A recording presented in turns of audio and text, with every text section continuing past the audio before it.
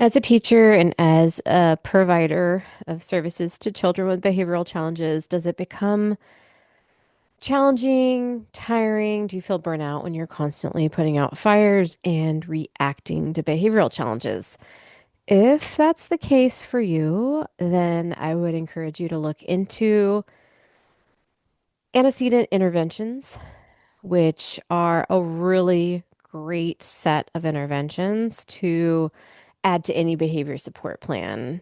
So you're not constantly reacting and putting out fires because that's exhausting. Let's face it, that's super exhausting. So when you think about antecedent interventions, those are the interventions that are proactive and preventative. So those are the things that we focus on before anything has gone sideways. So when we look at the three-term contingency, we think of antecedent interventions happening here before a behavior has even had a chance to occur. And we're not reacting in the consequence phase here after a behavior has happened. We are setting the student up for success or the learner up for success before anything has happened. Being proactive and being preventative is the name of the game for antecedent interventions. I really like this visual from ABA Visualized. And these are different interventions that are considered antecedent strategies. So there's strategies on this side here. You can see that prevent the challenging behavior from happening. So those are such things as using behavioral momentum, Premack principle, which is some basically just using a first to then contingency, altering the environment, priming, aka giving the learner a heads up, providing choices, and then non-contingent reinforcement. These are all within the intervention package of preventing behaviors. Within teaching strategies, you want to also consider strategies that are teaching the replacement behavior. So those are such things as modeling. Video modeling falls under this too, or peer modeling. Task analysis, so breaking skills down into little tiny incremental steps.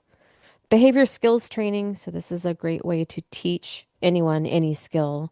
Functional communication training, behavior contracts, visual supports, self management training, role play, and shaping.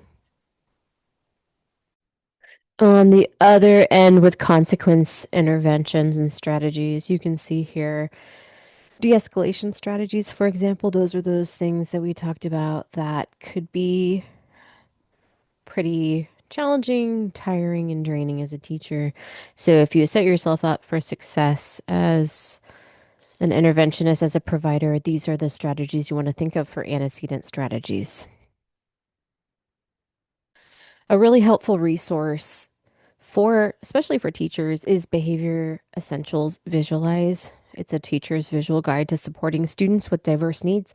So this resource breaks down each of these different interventions in a really accessible, user-friendly way. So when we think about preventing challenging behaviors, it's all broken up here as far as classroom setup, priming, power cards, easy, easy, hard, which is behavioral momentum. A better way to say no, visual schedules, break tickets, scheduled break slash connections. And then there's a whole section here for teaching new skills, modeling, shaping, fading, breaking down skills, which is task analysis, choice mapping, building better behaviors, teaching to request. So it's similar to functional communication training, problem solving, self advocacy, self regulation, and then introducing communication. So this is a really, really helpful resource. I did link the resource here. I also pulled an article. This was actually written back in 2007, but it's still really relevant. Antecedent strategies to promote appropriate classroom behavior. So this is another resource for teachers, and it breaks down really tangible, good examples for how to use antecedent interventions within the classroom.